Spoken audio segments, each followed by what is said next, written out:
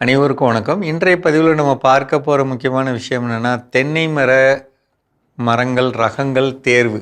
இப்போ தேங்காய் நல்ல விலை விற்கிறதுனால எல்லாரும் ஓடி ஓடி போய் நிறைய எங்கெல்லாம் கிடைக்குதோ அந்த நாற்றுக்களெல்லாம் வாங்கிட்டு வந்து நடுற மாதிரி ஒரு அமைப்புக்கு வர்றோம்.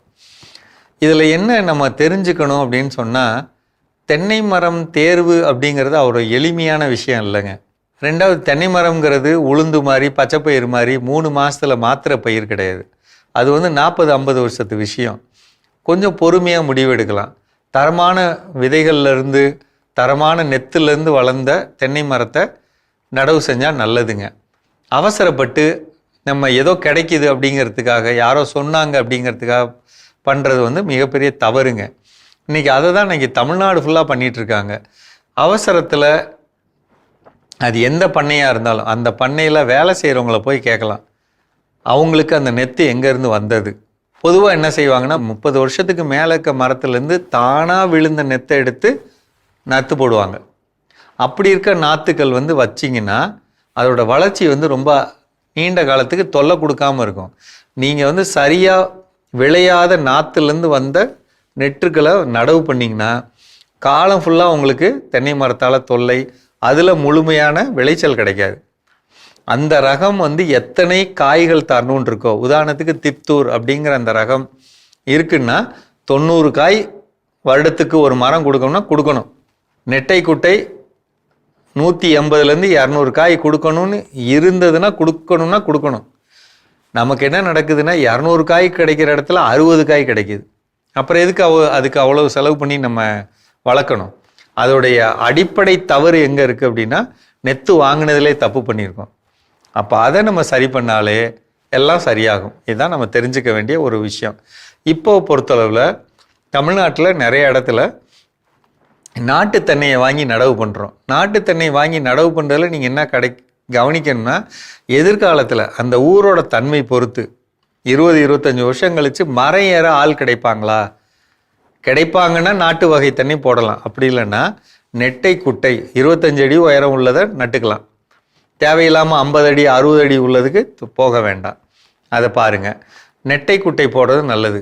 இந்த குட்டை நெட்டையிலையுமே தேவையில்லாமல் ஒரு ரகம் ஒரு மரம் 800 ரூபா 700 ரூபா போட்டு வாங்கிறத நிறுத்துங்க. அப்படி பண்ணக்கூடாது, தேவையில்லை. அதுக்கு பதிலாக நெட்டை குட்டை அப்படிங்கிறதெல்லாம் 100 ரூபா 125 ரூபா 130 ரூபா அந்த மாதிரி உள்ளதை வாங்கி நடவு செய்கிறது பணமும் மிச்சம், நமக்கு பராமரிப்பும் மிச்சம், விளைச்சலும் நல்லா இருக்கும். இந்த குட்டை மரங்களை நீங்கள் கொஞ்சம் அளவுக்கு மீறி பராமரிக்கலைன்னா, சரியாக பராமரிக்கலைன்னா அது உங்களுக்கு வண்டு தொல்லை வரும், நோய் தொல்லை வரும், அதிகமான தீவனம் கொடுத்துக்கிட்டே இருக்கணும். அப்படி இல்லைன்னா அது நமக்கு விளைச்சலை தராது.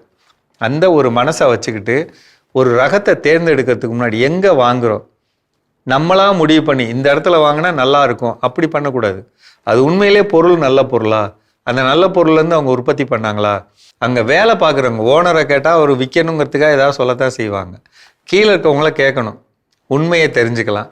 அல்லது இந்த பண்ணையிலேருந்து வாங்கிட்டு போய் போட்டவங்க யாராவது இருந்தாங்கன்னா, 4-5 வருடம் ஆனவங்க இருந்தாங்கன்னா அவங்கள ஒரு வார்த்தை கேட்கலாம், உண்மையிலே நல்லா இருக்குங்களா இங்கே வாங்கினது, நல்லா இருக்குன்னா போடலாம், இல்லைன்னா கொஞ்ச நாளைக்கு அமைதியாக இருக்கலாம்.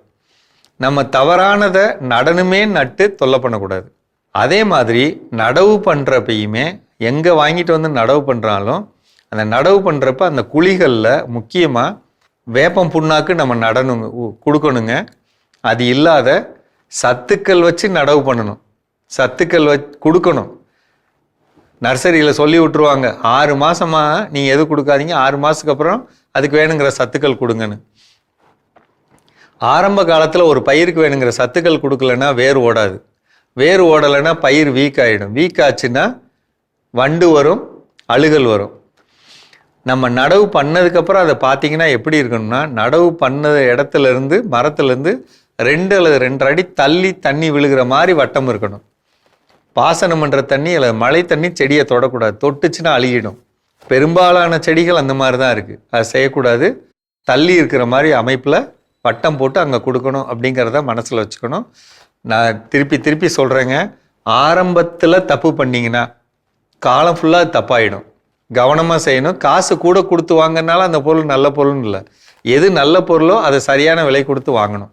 அதை மனசில் வச்சுக்கோங்க. மீண்டும் சந்திப்போம்.